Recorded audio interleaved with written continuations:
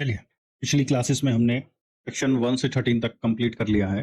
अब हम चलते हैं सेक्शन 14 पर, जो बात करता है हैबिचुअल ऑफेंडर्स के बारे में। मतलब इनकी हॉबी ही है घूस लेना। तो इसका मतलब है कि अगर कोई व्यक्ति पहले से कन्विक्टेड पहले सजा हो चुकी है इसी एक्ट में, और अगर वो दोबारा अगेन कमिट करता है ऑफेंस अंडर इसी एक्ट, उसको मिलेगी डबल पनिशमेंट। पनिशमेंट कैसी होगी? 5 साल से लेकर 10 साल तक प्लस फाइन। अब हम देखते हैं कि बेयर एक्ट में क्या लिखा है। बेयर एक्ट में लिखा है कि whoever convicted under this act subsequently commits another offense punishable under this act shall be punished with imprisonment 5 to 10 years and fines। मतलब अगर कोई सरकारी अधिकारी पहले भी करप्शन के केस में पकड़ा गया था और अब दोबारा भी करता पाया गया, तो उसे हम मान लेंगे हैबिचुअल ऑफेंडर है भाई, है ना। करप्शन प्लस करप्शन पहले भी किया अब भी करेगा, तो सीधी बात है ये क्या कहलाएगा? हैबिचुअल ऑफेंडर कहलाएगा। अब मैं कहूं अगर आपसे कि इस सेक्शन को लाने का पर्पस क्या रहा हो, पर्पस सीधा है कि जो रिपीटेड ऑफेंडर्स हैं उनके लिए और कठोर सजा को करना है, डिटरेंस। सीधी बात है, zero tolerance to repeated play. चलते हैं सेक्शन 15 की तरफ, जो बात करता है attempt to commit offence. Attempt मतलब अभी कंप्लीट नहीं हुआ, इनकम्प्लीट अगर है, इनकम्प्लीट एक्ट, वो भी पनिशेबल है, वो भी पनिशेबल है। अब इसमें पनिशमेंट कितनी है? 2 साल से लेकर 5 साल प्लस फाइन है। Whoever attempts to commit an offense under clause A of section 13 shall be punishable with imprisonment 2 to 5 years and fine। अगर कोई अधिकारी रिश्वत लेने की कोशिश करता है या डिसप्रपोर्शनेट एसेट जुटाने की कोशिश में पकड़ा जाता है, तो भी वो गिल्टी पाया जाएगा। अब इसका पर्पस क्या है? ऑफेंस कंप्लीट होने का इंतजार ना करना, कोशिश ही काफी है ना? यहाँ पर आप याद रखेंगे कि हमको proof of intention plus act जरूरी है, तब जाकर सेक्शन 15 लगेगा। सेक्शन 16 की तरफ चलते हैं। Fine should reflect the value of illicit gain. मतलब जज जब भी जुर्माना तय करेगा तो देखेगा कि आरोपी ने कितनी संपत्ति गलत तरीके से हासिल की है, क्योंकि अभी तक हमने देखा है कि जो भी पनिशमेंट है उसके साथ में फाइन को ऐड किया जाता है। तो भाई अब सवाल ये है कि कितना फाइन? फाइन इस पर डिपेंड करता है कि कितनी संपत्ति गलत तरीके से अर्जित की गई है। तो फाइन फिक्स करते समय प्रॉपर्टी, ये जो फाइन होगा इसको फिक्स करते समय प्रॉपर्टी या इलीगल गेन, है ना, इसका वैल्यू देखना जरूरी है।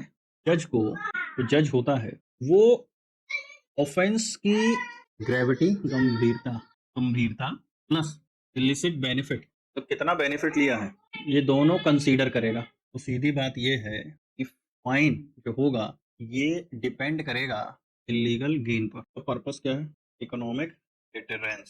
Section 17 investigation authority specifies rank and procedure for authorised officer. देखो बात यह है कि सर्टेन रैंक के ऑफिसर ही इसी एक्ट के तहत इन्वेस्टिगेशन कर सकते हैं। अब ऐसा नहीं है कि कोई भी सब इंस्पेक्टर या कांस्टेबल जाकर इसी एक्ट का इंक्वायरी कर देगा या पकड़ लेगा, इन्वेस्टिगेशन कर देगा। तो बात यह है कि जो स्पेसिफिक रैंक है ये क्या है? देखो इस पर मिनिमम रैंक जो होनी चाहिए वो होनी चाहिए इंस्पेक्टर की, है ना। और ये तब है जब वो दिल्ली सीबीआई का हो। याद रखो, दिल्ली सीबीआई का है तो इंस्पेक्टर की रैंक आदमी भी इन्वेस्टिगेशन कर सकता है। तो आप पूछोगे अगर अदर स्टेट की बात करूं मैं, अदर स्टेट में, भैया अदर स्टेट में DYSP deputy superintendent of police DSP rank का अधिकारी ही इन्वेस्टिगेशन करेगा। अब आप कहोगे कि अगर मैं लोअर अदर स्टेट्स में लोअर ऑफिसर्स को आईओ बनाना चाहूं तो फिर then magistrate permission, magistrate order must है। अब एक बात हमेशा याद रखना कि अगर ऑफेंस सेक्शन 13(1)(b) के तहत हुआ है, मतलब if the public servant intentionally enriches himself illicitly during the period of his office, मतलब यदि वह अपनी पदावधि के दौरान अवैध रूप से अपने को शाशय समृद्ध करता है, तब ऐसे केसेस में ओनली एसपी रैंक का ऑफिसर ही इन्वेस्टिगेट करेगा। तो अगर आप पर चार्ज लगा है मान लो 13(1)(b) का, 13(1)(b) का, तो आप ये देखो कि आपका इन्वेस्टिगेशन किसने किया है। अगर डीएसपी ने किया है तो आप इस पूरी इन्वेस्टिगेशन को ही गलत ठहरा सकते हैं। तो no police officer below the rank of inspector CBI or Deputy Superintendent of Police State shall investigate offence without magistrate's order. For section 13(1)(b) only SP rank officer can investigate. देखो, corruption के cases की जांच सिर्फ उच्च rank के अधिकारी ही करेंगे ताकि इम्पार्शियलिटी बनी रहे। अब इसका पर्पस सीधा है कि prevent misuse of investigation powers and ensures fairness. तो सीधी बात है, only senior officers can investigate. अगर सीबीआई का है तो इंस्पेक्टर, और अदर स्टेट का है पुलिस, अदर स्टेट पुलिस के हैं तो डीएसपी रैंक है। लेकिन सेक्शन 13(1)(b) का चार्ज लगा है तो only the SP rank officer can investigate the case. इसका पर्पस सीधा है, इसका एम क्या है, फेयर एंड जेन्युइन इंक्वायरी हो। अब आप चलो, अब देखो आप, approval before investigation requires prior sanction. यहीं आती है बात सैंक्शन की, for inquiry into official act, है ना। अभी हमने पिछली क्लासेस में देखा था कि सुप्रीम कोर्ट ने जजमेंट दिया कि only technical errors in sanction do not violets the trial या डू नॉट कॉशेस द ट्रायल। अब इसको डिटेल में समझो। बेयर एक्ट कहती है कि नो इंक्वायरी या investigation into any offence by public servant relating to recommendation और decision without prior approval from appropriate government. तो ये जो सैंक्शन होगा ये कहाँ से चाहिए, अप्रोप्रिएट गवर्नमेंट से चाहिए और अथॉरिटी। अगर किसी अधिकारी के ऑफिशियल डिसीजन पर करप्शन का आरोप है तो जांच शुरू करने से पहले सरकार की अनुमति लेनी होगी, ठीक है। तो पब्लिक सर्वेंट के पब्लिक सर्वेंट ऑफिशियल डिसीजन, इस पर ऑफिशियल डिसीजन पर अगर आपको इंक्वायरी शुरू करनी है तो क्या चाहिए, अप्रूवल चाहिए। अब ये अप्रूवल कौन देगा, सेंट्रल या स्टेट गवर्नमेंट, जहां का भी आदमी हो। अब याद रखो, अगर रेड हैंडेड पकड़े गए ना, ये अप्रूवल, ये जो सैंक्शन अप्रूवल की बात मैं कर रहा हूँ, इसका एक्सेप्शन है। इफ कॉट रेड हैंडेड, जो बात करता है ट्रैप केसेस, तो इसका जो डिसीजन होगा ना, ये आपको विद इन 3 मंथ्स देना पड़ेगा अप्रूवल जब आप मांग रहे हो। तो अब सवाल ये आता है कि 3 महीने में नहीं दिया तो क्या कर सकते, 1 महीने और बढ़ा सकते हैं, एक्सटेंशन, 1 महीने का एक्सटेंशन। तो सीधी बात है, अगर किसी अधिकारी के ऑफिशियल डिसीजन पर करप्शन का आरोप है तो जांच शुरू करने से पहले सरकार की अनुमति लेनी होगी। अब इसका पर्पस क्या है कि ईमानदार अधिकारियों को झूठे मामलों से बचाना, लेकिन ट्रैप केसेस में अप्रूवल की जरूरत नहीं है। तो याद रखना बेटा, कई लोगों को बहुत कंफ्यूज होता है, बहुत कंफ्यूजन है इस बात का कि ऑफिशियल डिसीजन पर अगर इंक्वायरी लगाना है या इंक्वायरी बैठाना है तब आपको सैंक्शन की जरूरत पड़ती है, लेकिन अगर रंगे हाथों पकड़ा है ट्रैप केसेस में तब आपको सैंक्शन की जरूरत नहीं पड़ती, अकॉर्डिंग टू सेक्शन 17A। सीधी बात है, ऑफिशियल डिसीजन इंक्वायरी में क्या लगेगा, अप्रूवल लगेगा या सैंक्शन लगेगा। ट्रैप केसेस में सैंक्शन नहीं लगेगा, इसका सैंक्शन का डिसीजन विद इन 3 मंथ देना होगा। चलिए बढ़ते हैं सेक्शन 18 की ओर, जो बात करते हैं power to inspect bankers book, allow inspection of suspects banks record.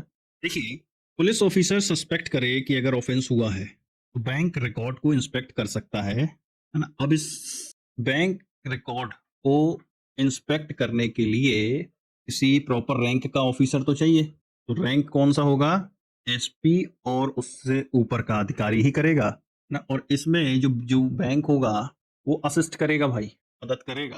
देखो, पुलिस ऑफिसर में inspect bankers book relating to accounts of suspected person if authorised by SP और हायर। अगर किसी अधिकारी की करप्शन की जांच चल रही है तो उसके या उसके सहयोगी के बैंक अकाउंट्स को जांचा जा सकता है। भाई पैसा तो बैंक में ही रखेगा ना, है ना।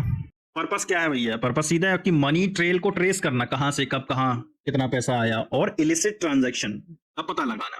तो याद रखो बेटा, सेक्शन 18 से क्या क्वेश्चन फ्रेम हो सकता है कि पावर किसको है, तो पावर है एसपी या उससे ऊपर के अधिकारी को ही पावर है इंस्पेक्ट करने की, है ना। अगला देखो, section 18A attachment and four feature की बात करता है। सेक्शन 18A किसकी बात करता है, अटैचमेंट एंड फोर फीचर की। तो देखो, सीधी बात इसमें क्या है, permit confiscating of property gained by corruption. जो भी आपने अवैध तरीके से वसूली करी होगी या रजित की संपत्ति है उसको अटैच करना या जब्त करना। तो याद रखो, क्रिमिनल लॉ अमेंडमेंट ऑर्डिनेंस 1944 लागू होगा। पहली चीज तो ये है, जो स्पेशल जज यहाँ पर होगा ना, उसको डिस्ट्रिक्ट जज की पावर मिल जाएगी। फोर फीचर कर रहे हो, प्रॉपर्टी जब्त कर रहे हो, और जितनी भी प्रॉपर्टी करप्शन से रिलेटेड है, रिलेटेड टू करप्शन, ये क्या कर ली जाएगी, अटैच कर ली जाएगी, जब्त कर ली जाएगी। कहता है इसका प्रोविजन देखो, पेयर एक्ट कहती है कि provisions of criminal law amendment ordinance 1944 apply और अटैचमेंट। याद रखना, इसी एक्ट के अंदर, है ना, प्रॉपर्टी का फोरफीचर या अटैचमेंट करने के लिए कौन सा प्रोविजन लगता है, तो criminal law amendment ordinance 1944 apply होता है। इसलिए attachment, administration and confiscating of property obtained by offence. तो सीधी बात यह है कि अगर करप्शन से जुड़ी हुई प्रॉपर्टी है तो कोर्ट उसे जब्त कर सकता है और फिर बाद में उसे कॉन्फिस्केट भी कर सकता है। इसका पर्पस क्या है? देखो, पर्पस सीधा है, इलीगल वेल्थ को रिकवर करना। सिर्फ पनिशमेंट नहीं, रेस्टिट्यूशन भी। प्रॉपर्टी फ्रॉम करप्शन अटैच की जा सकती है। इसमें कोर्ट जो होगा स्पेशल जज होगा जिसको डिस्ट्रिक्ट जज की पावर दे दी जाएगी। इसका एम है recovery of public money. Section 19 previous sanction mandate sanction before prosecuting a public servant. समझो इसको डिटेल में। सेक्शन कहता है no court shall take cognizance of offences under section 7, 11, 13, 15 without previous sanction. Sanction must come from competent authority. सैंक्शन कहां से आना चाहिए? Competent authority. एक सीधी बात है, कोर्ट कॉग्निजेंस नहीं लेगा बिना सैंक्शन के। Without sanction no cognizance by court. सीधी बात है, without sanction no cognizance by court. अभी हमने पहले एक और सैंक्शन की बात की थी, देखो वो क्या था? 17A को देखो, अप्रूवल बिफोर इन्वेस्टिगेशन। ये सैंक्शन था इन्वेस्टिगेशन के पहले। 17A में इन्वेस्टिगेशन हो गई, अब आपको उस पब्लिक सर्वेंट को प्रोसिक्यूट करना है तो उसके लिए भी सैंक्शन लगता है। ठीक है, तो यहां समझो 17A में भी अप्रूवल की बात की गई है और 19 कहता है प्रीवियस सैंक्शन। प्रीवियस सैंक्शन कब? Before prosecuting public servant. और ये कहां से होगा? Competent authority. देखो ये तो तब, ये जो सेक्शन 19 तो तब लाइमलाइट में आएगा जब आपका काम डल चुका है। कुल मिलाकर आप पर छापा पड़ गया, आप पर इन्वेस्टिगेशन हो गया, सब कुछ हो गया, इसके बाद जब आप प्रोसिक्यूट करोगे उस पब्लिक सर्वेंट को कोर्ट के लिए, भाई केस तो कोर्ट में ही जाएगा। अब ये है सैंक्शन, इसे कहते हैं प्रीवियस सैंक्शन। लेकिन ये जो है 17A में ये सैंक्शन जो अप्रूवल है, ये है अप्रूवल फॉर इन्वेस्टिगेशन के लिए है। ये इन्वेस्टिगेशन के बाद की कहानी है। ठीक है, और अब चलो तो फिर हम वापस अपने सेक्शन 19 में आते हैं। क्या कहता है सेक्शन 19? कि आपको प्रीवियस सैंक्शन की जरूरत पड़ेगी। किससे? सेंट्रल या स्टेट गवर्नमेंट से। अब आप कहोगे कि मान लो आदमी रिटायर हो गया है और पुराने कर्म खुल गए वापस, फिर तब भी बेटा कॉम्पिटेंट अथॉरिटी से आपको सैंक्शन लेना पड़ेगा। अब आप कहोगे कि अगर सैंक्शन लेने में कुछ गलती हो गई तो? गलती हो गई तो सुप्रीम कोर्ट पहले ही कह चुका है कि सैंक्शन में एरर, इसका मतलब ये नहीं है कि ट्रायल इनवैलिड है ना, जब तक फेल्योर ऑफ जस्टिस ना दिखे तब तक। तो किसी भी सरकारी अधिकारी के खिलाफ मुकदमा शुरू करने से पहले ऐसे याद रखो, जांच शुरू करना और एक है मुकदमा शुरू करना। जांच शुरू करने से पहले जो सैंक्शन या अप्रूवल लगता है वो जाता है 17A में, और मुकदमा शुरू करने का जो सैंक्शन लगता है वो जाएगा सेक्शन 19 में। तो सुप्रीम कोर्ट ने state of Punjab versus Hari case, इस वाले केस में कहा कि सैंक्शन की एरर या ओमिशन ट्रायल को इनवैलिड नहीं बनाती जब तक कि फेलियर ऑफ जस्टिस साबित ना हो। तो सीधी बात क्या है, कॉग्निजेंस लेने से पहले सैंक्शन जरूरी है जिसमें कि फॉर्मर ऑफिसर्स भी कवर किए जाते हैं। क्वेश्चन अगर आए, ज्यादातर देखो वकील क्या करते हैं, टेक्निकल एरर या टेक्निकलिटीज पर चले जाते हैं सैंक्शन के। कोर्ट ने कह दिया है कि टेक्निकल एरर, ये लो ये गांठ बांध लो, technical error is not equals to trial void. नहीं, समझ गए? और चलें सेक्शन 20। मेरे दोस्तों ज्यादातर केसेस यहीं समेट जाते हैं सेक्शन 1 से 20 तक। ये अगर आपने कंठस्थ कर लिया तो आपका एक भी सवाल गलत नहीं हो। सेक्शन 20 कहता है प्रिजम्पशन ऑफ गिल्ट के बारे में, जो बात करता है shift burden on accused once demand and acceptance proof. सीधी बात है, अगर साबित हो गया है कि रिश्वत ली गई है ना, तो प्रिजम्पशन ऑफ गिल्ट लागू होगा। बर्डन यहां शिफ्ट होता है एक्यूज्ड पर। If proved that public servant accepted or obtained undue advantage, it shall be presumed that he accepted as motive or reward unless the contrary is proved। मतलब सीधा मतलब है कि अगर अधिकारी रिश्वत लेते पकड़ा गया तो कानून मानता है कि उसने गलत काम के लिए ही रिश्वत ली होगी। अब उसे खुद को यह साबित करना होगा कि वह इनोसेंट है। इसका मतलब है जो बर्डन ऑफ प्रूफ शिफ्ट हो जाता है वो एक्यूज्ड पर ही हो जाता है कि भैया तू बता दे कि ये पैसा तूने काहे के लिए लिया था, है ना। तो इसका सीधा पर्पस है कि करप्शन के केसेस में प्रूफ सिंप्लीफाई करना, burden shift to accused. Supreme court का Madan Lal versus state of Rajasthan 2025 का जो केस है, डिमांड एंड एक्सेप्टेंस का प्रूफ जरूरी है, केवल रिकवरी से कन्विक्शन नहीं बनता। बहुत बढ़िया, याद रखें, Madan Lal versus state of Rajasthan. क्या बोलता है कि भैया डिमांड प्लस एक्सेप्टेंस का क्या चाहिए, मुझे प्रूफ चाहिए, ठीक है, तभी सेक्शन 20 का प्रिजम्पशन ऑफ गिल्ट लगेगा। अब आप कहो सर किसी के पास से रिकवरी हो गई, भैया रिकवरी हो गई, लेकिन यदि डिमांड एंड एक्सेप्टेंस का प्रूफ नहीं है तो क्या सेक्शन 20 लगेगा? तो नहीं लगेगा। तो सीधी बात यह है कि डिमांड प्लस एक्सेप्टेंस का proof presumption apply. Recovery alone पर्याप्त नहीं, बर्डन शिफ्ट हो जाता है एक्यूज्ड पर। एम इसका क्या है? Ease of conviction in genuine cases. तो चलो अब हम इसका रिवीजन करते हैं। अब तक हमने सेक्शन कवर किया है 1 से लेकर 20 तक। देखो सेक्शन, सबसे पहले सेक्शन 1 से लेकर 2 तक हमने क्या देखा? इसमें था प्रिलिमिनरी प्लस डेफिनेशन, जिसमें मेन जो scope and meaning of public servant दिया गया था। फिर हम बढ़ गए आगे, हमने सेक्शन 3 से 6 में देखा स्पेशल जजेस एंड प्रोसीजर, है ना। इसमें हमने सब कुछ देखा, speedy, fair, summary, warrant trial, ये सब कुछ हमने इसमें कवर कर लिया। फिर हमने देखा 7 से लेकर 15 तक, जो बात करता है मेन ऑफेंसेस के बारे में। इसमें हमने देखा bribery, abetment, misconduct, habitual offenders, ये सब कुछ देखा। फिर हमने देखा 17 से लेकर 19 तक, जो बात करता है इन्वेस्टिगेशन एंड सैंक्शन के बारे में। और हमने फिर देखा सेक्शन 20 को, जो बात करता है प्रिजम्पशन के बारे में एंड प्रूफ के बारे में। बच्चों मुझे उम्मीद है ये पीसी एक्ट आपको डिटेल में समझ आ गया होगा। अगर कोई भी दिक्कत जाती है तो आप मुझे कमेंट में बताएं।